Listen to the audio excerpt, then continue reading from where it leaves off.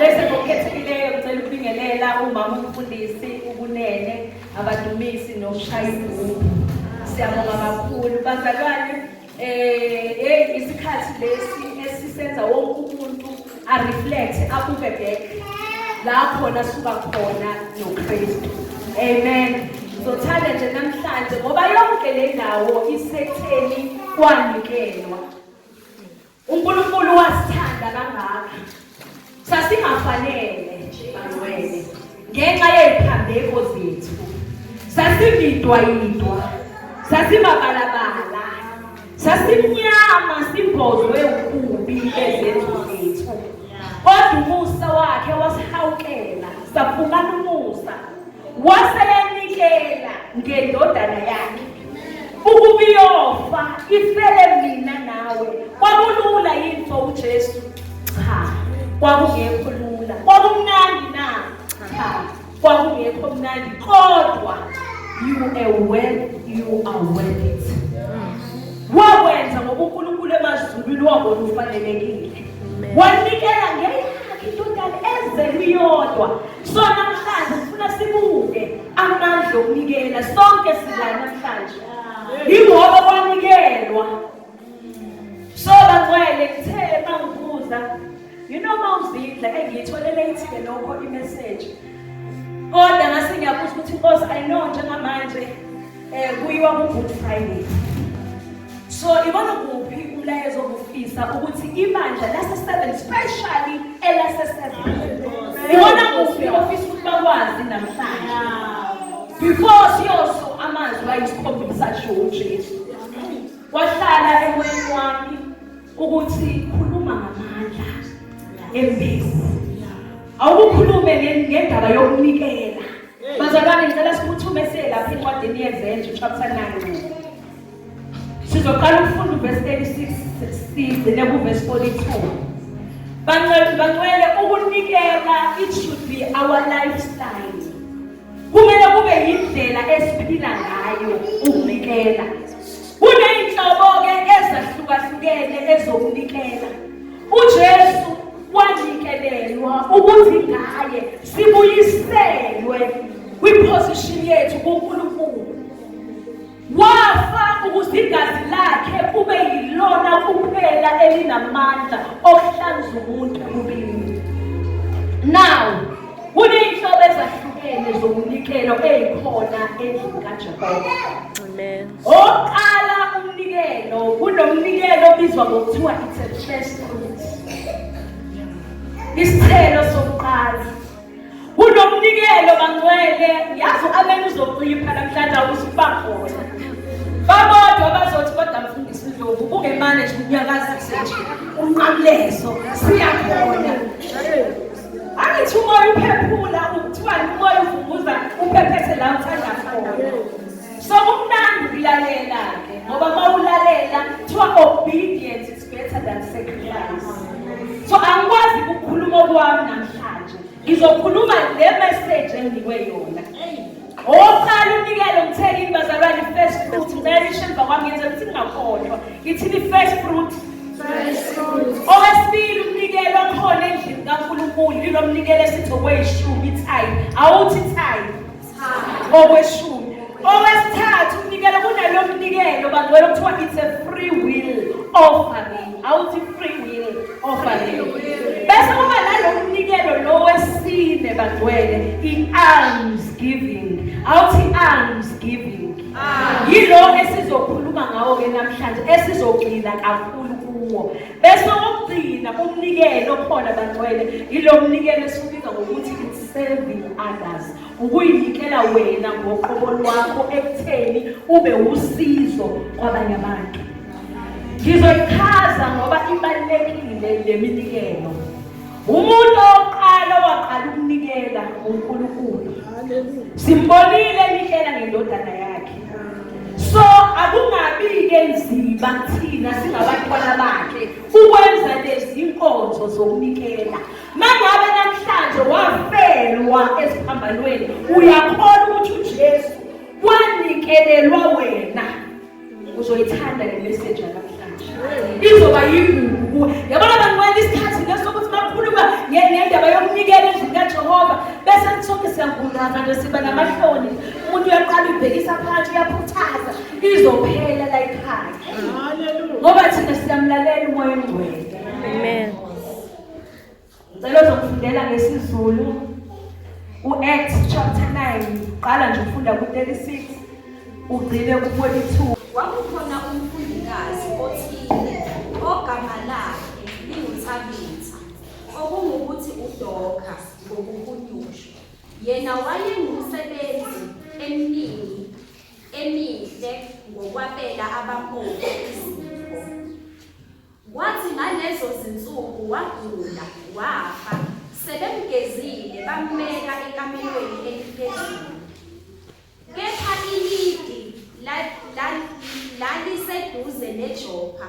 Ngakho-ke abafundi sebezwile ukuthi uPetro ukhona lapho, bathuma kuye amadoda amabili emncenga ethi ungalibali ukuza kithi. Wayesesuka uPetro wahamba nabo, esefikile bamyisa ekamelweni eliphezulu. Abefelokazi bonke beza kuye bakhala bembonisa izambatho nezingubo abezenzile uDoka esenabo. Kepha uPetro wakhipha bonke waguqa ngamadolo, wakhuleka waphendukela esidunjini wathi, Thabitha, vuka. Wayesevuka amehlo akhe wabona uPetro walulama. 41. Yena wambamba ngesandla wamsukumisa wayesebiza abangcwele nabafelokazi wambeka phambi kwabo ephilile. 42. Kwezakala lokho kulo lonke iJopha, abaningi bakholwa ngeNkosi. Ngicela usibongele mama mfundisi. Baba wethu osezulwini, uNkulunkulu izwi lakho leli. Khuluma ngalo uNkulunkulu, uqondise uyale. Lenze moyo oyingcwele ukuthi lithole indawo evundileyo ukuze lizothela izithelo eziyilo empilweni zethu. Siyakholwa uNkulunkulu wethu ukuthi ukhulume kahle ngencikazi yakho uma uyembulela lesi sambulo sezwi. Siyabonga uNkulunkulu olithemba lethu ukuthi uyakwazi ukuhlola inhliziyo zethu. Khuluma ngalo uNkulunkulu wethu, usikhulise kulo egameni likaJesu Kristu. Amen. Jesu Kristu. Amen. Oh, khumbula ngokubulawo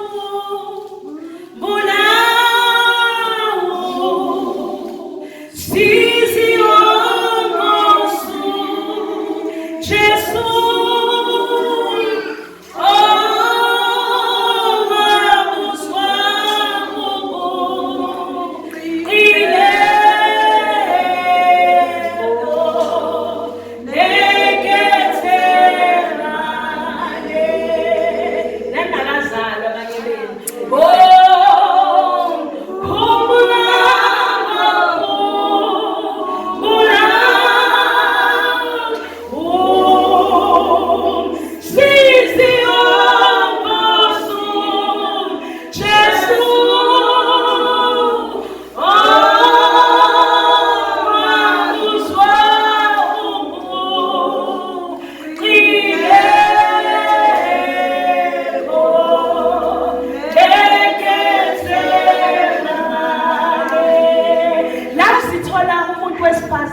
Ofana nami nawe.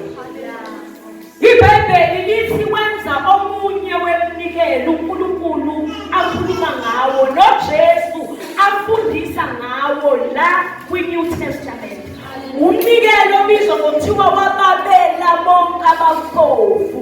Wayezenakekela ngisho abafelokazi. iBhayibheli lithi wayebathungela izembatho zokugqoka.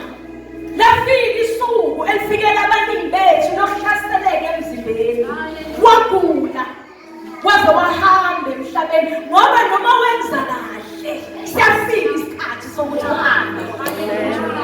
Ngisho ukukhonza kahle uNkulunkulu, ngisho ukuthanda uNkulunkulu, siyadlula ey'meni sigule sishayeke emzimbeni. Yena iBhayibheli lithi waze wadlula emhlabeni. Ngoba bangcwele kuzoba nezikhathi empilweni zethu lapho namandla kuphela singasakwazi thina ukuyikhulumela kodwa imbewu yakho oyihlonyelile emhlabathini kube yona ekhulumayo ikhulumela wasethule engasakwazi ukuthungela muntu i-uniform engakwazi nokuthi ayiyele yena enkosini ayothi remember me ngikhumbule nawazomhlabelele ungikhumbule Nkosi yami ungikhumbule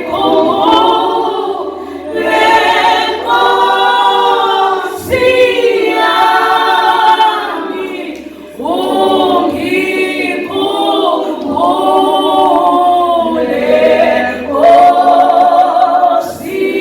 yami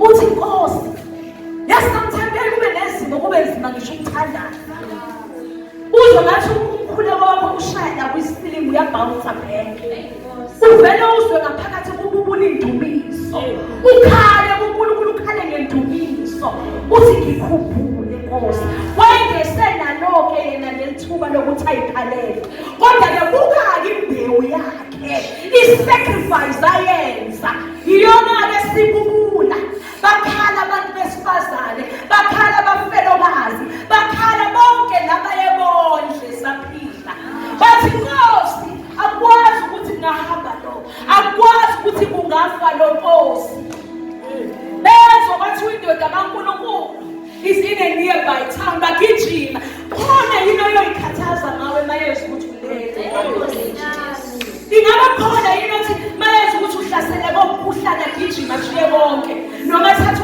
ucinga athi ngizwe kuthiwa ukho right ngoba leyo nto leyo idalwa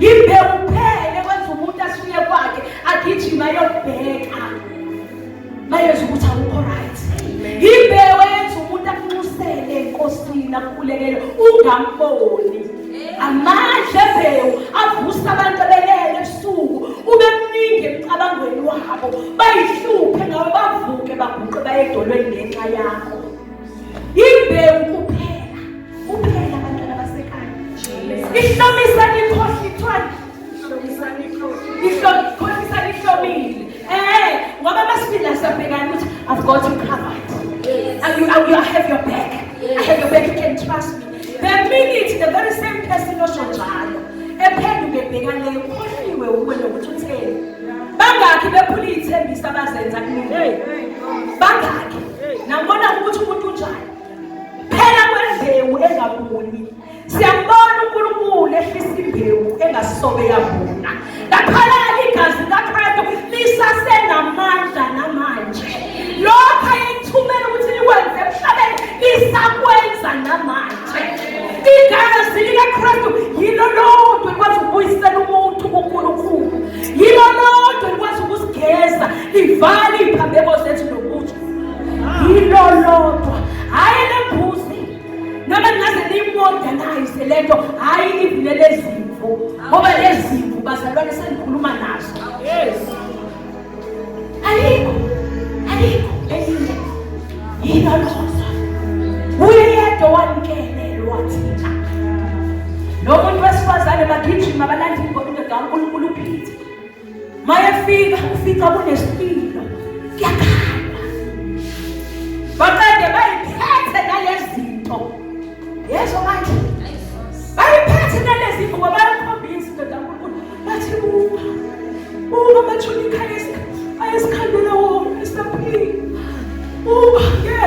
do something man of God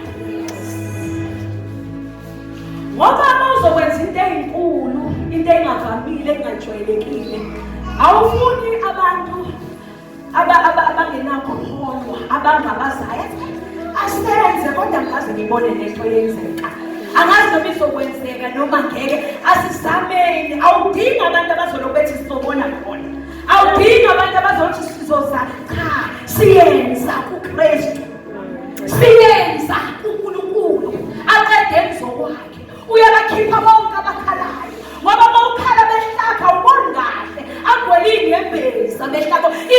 yakho it's not clear. Ufana nemoto enethayo efelwa amawipe. Iyenethi ivula amawipe wasebenza ukwazi ukufuna ubona la uyakhona. Ungadala ngisho ingozi. Unjalo kumuntu wesifazane okhalayo. Sula khala usuke ngebezi. Uye kuNkulunkulu usubheka umbhalo uthi baba wena uthezwe lapho. Uye bakhipha. Yabakhipha mina. Now, I think I've once said lately, ukuthi kunemkhuleko on Wednesday. Kunezinto bangcwele ezizodinga ukuthi uye edolweni kuze sizwakale uNkulunkulu. Uthi uJesu bafundi bakhe lolu hlobo lolu aliphumi kalula. Kodwa liphuma ngokuthi uzile eqala ukudla ukhuleke. Kunanenkinga ke njalo ezingashintshi kunezimo engeyishintshe until ushintshe iposture yakho. Mangabe ukhuleka umile edolweni. Wayengangena ukhuleke emile. Kodwa manje ngoba lenkinga le, inkinga engajwayelekile, inkinga edinga ukukhatha wezulu. Kwamela edolweni. Ukuya edolweni wetangcwele kusho ukuthi I surrender all. Ngokwami baba, anginawo amandla okuyenza lento. Angikwazi ukuyiqoba lento. Usuke uthi baba thatha over. Ngokwahla nje edolweni, izulu liyaresponda. Bese kuba khona lezinye izimo edinga ukuthi ngathi ungakuphuphela entabeni. Uqhele kwabalimi. Simbonile uJesu eyenza leyo nto leyo. Aguqa khulele. Mayiqeda ukukhuleka. Yazi bangcwele. Ngiyayithanda le ndaba. Ngiyayithanda yangusisa kakhulu. Ngoba ngingomunye ngizothini ofundiswa kakhulu esasemncane wayibamba lento yokunikela. Ngibonile ngisebenzele empilweni yami. Ngibonile ngiqobela izimpi. Ngisho ngazazi. Namhlanje uNkulunkulu ufuna ukukhulula abalimi benu. Uzonikhulula. Kodwa amandla sembewile. Amandla esekunikeleni. Amandla akwi-sacrifice. uJesu waba yi-sacrifice. Kuze kungaye yedwa kuzuzwe thina sonke. Ngaye yedwa kwakheka ibandla likaKristu. Eyedwa wasuza ngawe. Yazi ukuthi khona abanye benu la sibuka wena but out of your belly you carry multitude. Ulandelwa yifu inkulu labantu uwedwa. Uthi manje mfundisi ngingedwa nje. Kunabantu abayakwazi uKristu abayosindiswa ngenxa yami ngingedwa nje. Ngenxa yakho nje uwedwa. Uphethe abantu. That's why you can't afford to give up.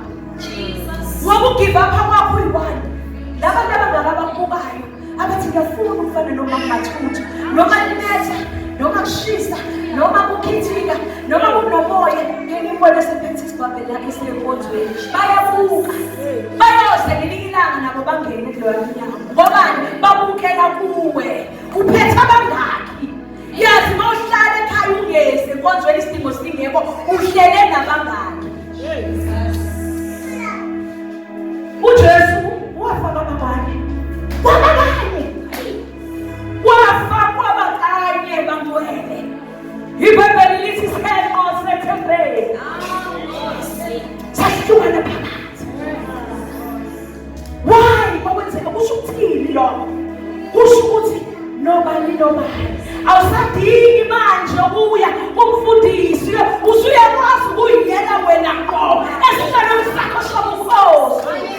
Ufike ukhanya uthi abafana sewuyaziyela wanikezwa a full access. uPeter mayedolweni ekhuleka ingoba wayazi ukuthi une full access. Service enkulu kunathi ezenza abantu bathatha icalculator babantu ukuthi ukwenza kanjani ngoba siyamazi usebenza. Akade uyadayisa lapha manje lo muzi umise kanjani. Hayi man lento ehlangana izobaxaka uzophila indaba abantu. Awusadingi igazi lambuzi. Awusadingi inkukhu. Awusadingi izimvu ngisho uyaziyela wena. Nali isiqhaqo sesivulekile. Full access ungena. Wena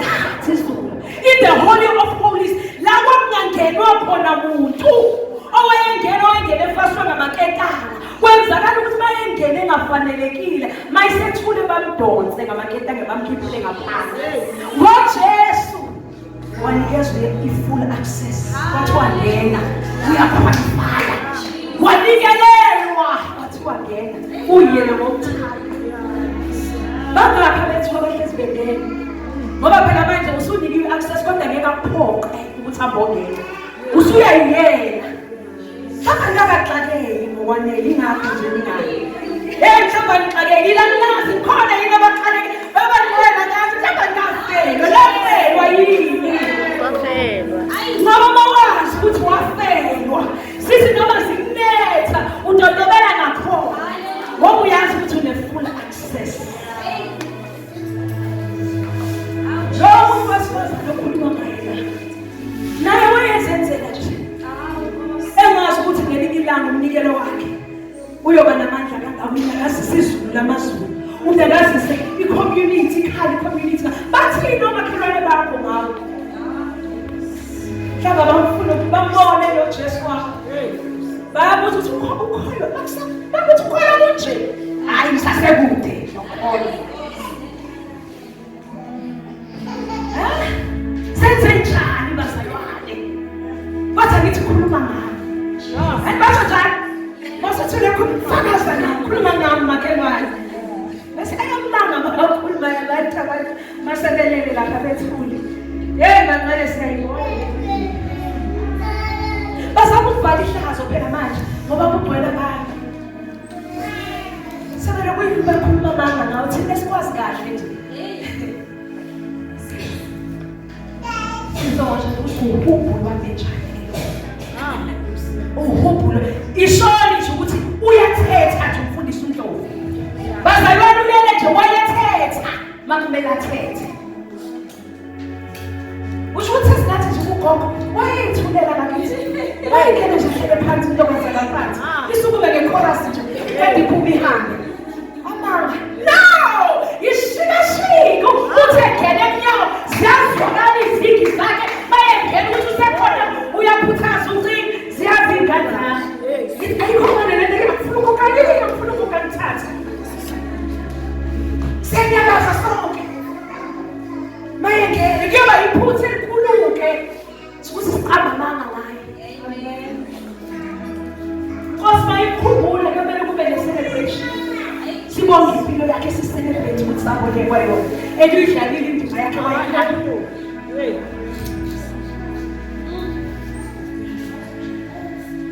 Khuluma ngani isimo? Ingadi abafaka nombali kuleyo phansi lena. Abafaka nombali. Bazalwane wavuka uDokhasi. Wavuswa yini uDokhasi? Wavuswa yini? Sinikelo yini? Ayishwalela esaphila. Wasindiswa yini leya ngozi eyathi yaqeda? In fact yaqeda nalabo abanganawo. Waphuma wayengenamuntu. Imbewu esemhlakathini.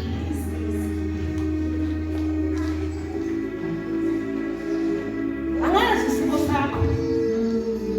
Lesi singaphezulu kwamandla akho. Esidinga nje enkosini. Uyothi ngikhumbule. uHezekiya bakufika uIsaiah prophet kaNkulunkulu uIsaiah ufika uthi kuye na umlayezo ovela enkosini uthi lungisa emndenini wakho lungisa izindaba zasekhayeni lakho yabantu abogula uthi awuzukusinda uzofa usethi set your house in order ngoba wena insuku zakho empilweni akaphilisi akwali naye uyamlalela walinda nje ukuba hambe yabona umuntu ozazi ukuthi unikezwe i-full access yisenqo sadabuka phakathi sanikeza yena indlela uyaziyela mathuba kuNkulunkulu lithi iBhayibheli waphendukela kwi-wall wathi Nkosi angiphikisi isijiyana usukhulumile Nkosi wayesethi kodwa khumbula ngikukhonza ngenhliziyo yami yonke khumbula nginikela ngikusebenzela uNkulunkulu the very same prophet uIsaiah emthumeni ukhambisa indaba ezimbi webancane i-report iyashintsha namaletha abathumelela wona bathi regret your application was not successful. Uyayithatha le uyinikeza umnikazi wayo uthi baba you've been served, this is yours not mine. Uyibuyisela kumnikazi wayo into ephikisana nawe bese yena yangenelela uyizaya uyabuyela futhi, but this time around uphethe umlayezo wehlukile. Uyomtshela ukuthi uNkulunkulu ngimtshela ukuthi ukongezele iminyaka ewu-15 yokuthi uphile. Wawuzwaphi senje kanti amandla okuphila asolimini wakhuluma waya in the altar in the holy of holies wathi uNkulunkulu isihebo sadakela mina nangu mina lapha Nkosi thilongo nangu mina lana Nkosi wabika udaba lakhe wathi ngikhumbule. Mhlawumbe nawe udinga nje uyosho ngikhumbule Nkosi, ngikhumbule Nkosi lapho ubabiza ngami mawungizwe nami, lapho ubabusisa kanye mawungibusise nami. Uyakhunjuzwa uNkulunkulu, khumbula Nkosi ngikhipha ukugcina kwami 500 wami ithu bese ngugcineke ukuthi nje Nkosi mangithe uwafu wesimba abantwana bakhe. Uyakhumbula Nkosi ngokunikela endlini yakho. Yabona abangcwele usathane usobe kakhulu when it comes to ukunikela endlini kaNkulunkulu. Wasenza ngathi siyalahlekelwa masinikelela endlini kaNkulunkulu. Wenza kwaba ne-controversy enkulu. Abefundisi bafuna ukudla imazeni ngcono ngoba mina ningiholi. Anginamahloni ukukushumayela le ngoba ningikhokhela isenti kodwa ngikhokhelwa uNkulunkulu. So akekho noyedwa ongangimangalela athi ukhuluma kanje usefuna imali zethu. Lalelani, yabona ukunikela endlini kaNkulunkulu it's an investment. Ukunikela phela kwendawo. Yabona njengoba amabhanoyi laba befaka imali zabo engaka bathatha ama-pension abo bayofaka amabhanoyi, amabhanoyi aphihlikile balahlekelwe izimali. Lalela, phela kombuso that is unshakable. Phela umbuso onganyakaziseki. Ize lithi izwi kuyoshabalala konke. Iy'ntaba, amagugu, abathaza, ngisho imifula. Kodwa yena nezwi lakhe uyonquma imvula phakade. Umile njalo. Kuphela kombuso ongawuthemba ukunikela imbewu yakho. Yake lento ukuthi mawusunikelile